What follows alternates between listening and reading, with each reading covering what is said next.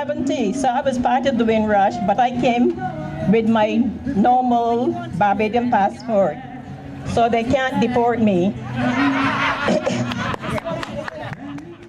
Since that, I've got a British passport, so I'm true. Actually, I got a European passport, so I'm true and true European. So I'll tell you in a minute. Give me.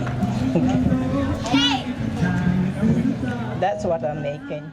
So come on. Put some water in there. Yeah. Don't come here. Okay, so what I'm cooking for you is Caribbean soup, really with a Barbadian thing onto it. The one you're going to get is, okay, yeah.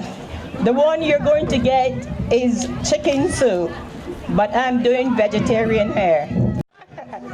So I've got my spring onions, my great partner here.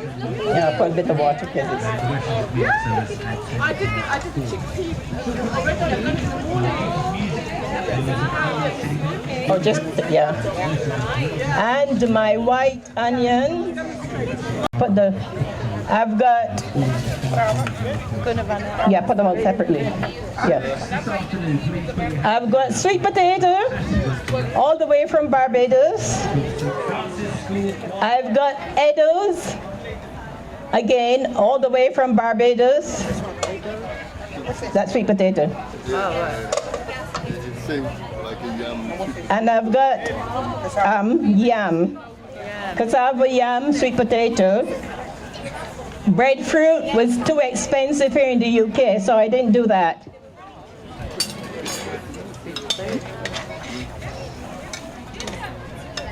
And I've got loads of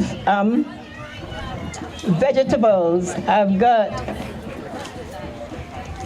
Rococo beans, red kidney beans, you can put that in for me, chickpeas, and white kidney beans, some ordinary corn,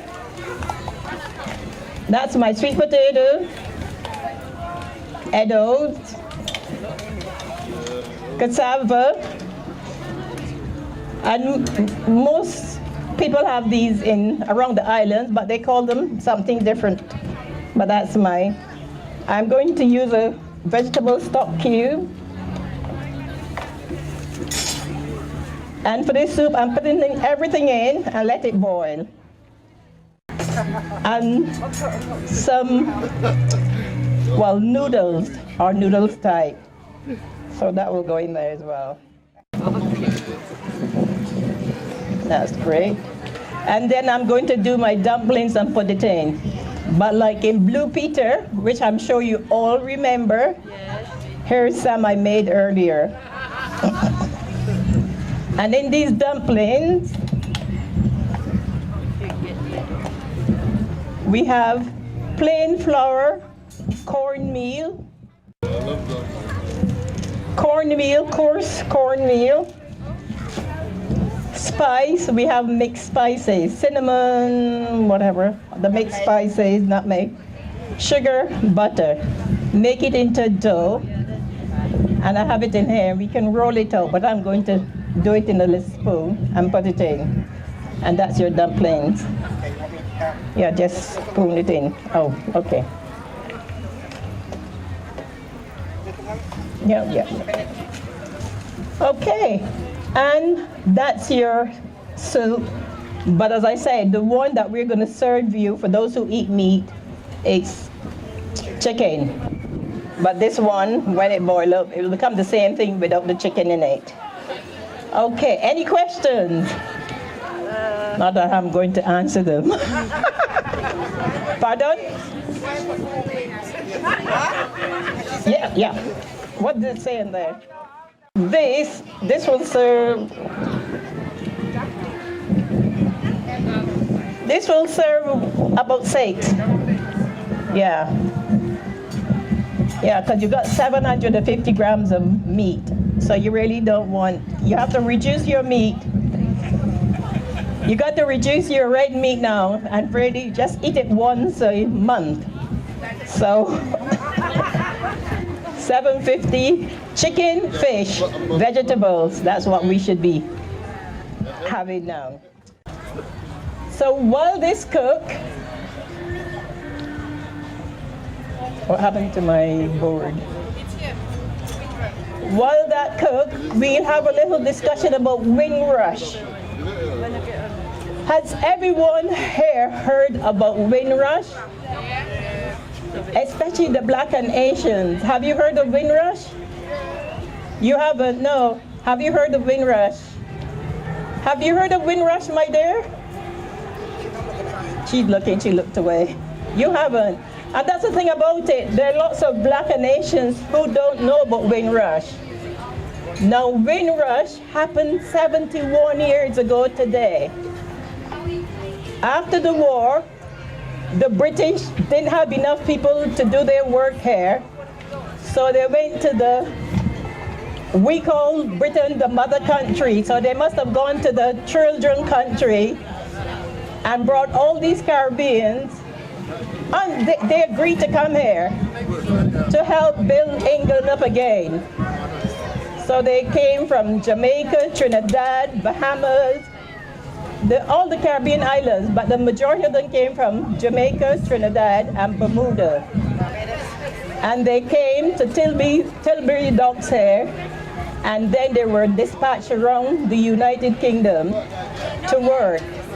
And mainly we came and did the works that the English didn't want to do, or they didn't have enough English to do.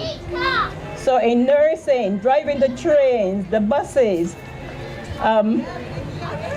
what else? They did everything that they could do. But what happened in those days, your children could only go on the parents' passport. So all the parents who came with children, they put them on their passport. And they lived here, they worked, the children had children, they worked, they bought houses. They were settled, they were British. And then all of a sudden, one person decided, I want to go home, back to my mother country, to find my roots. And when they go to apply for a passport, they say, well, you don't exist. Obviously, if you don't exist, you must be illegal. So some of them were just carted off back to a country they knew nothing about. Some were put in detention centers there.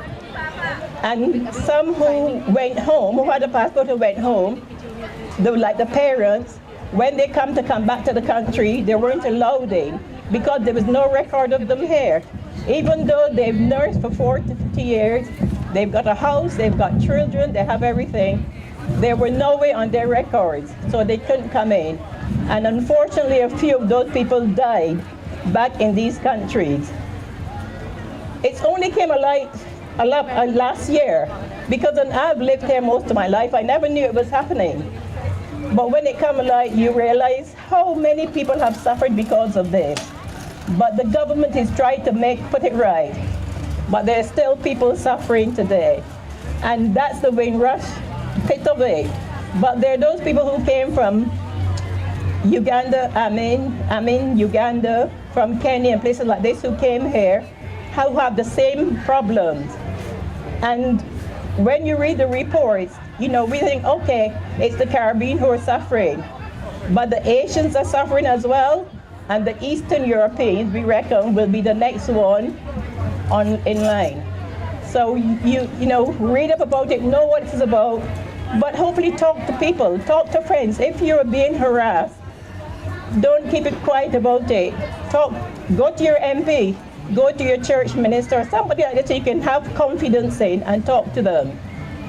If you've been in here all those years and you were illegal, you can still go to the government and they will help you sort out your papers. So don't feel threatened. And if you're illegal in this country and someone knows, quite often they use that to keep you where they want you. So you become their slave or so. So don't feel condemned. Don't let people steal your joy.